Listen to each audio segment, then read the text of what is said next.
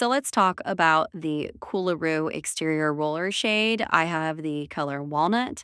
I've had two of them up for several years, and I put two more up recently. So as you can see, they are manual roller shades.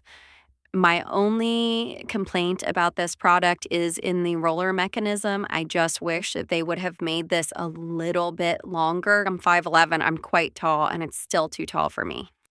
Otherwise, there's really nothing negative I can say about them. As you can see, the fabric is super durable. This has been up for 2 years and it still looks brand new.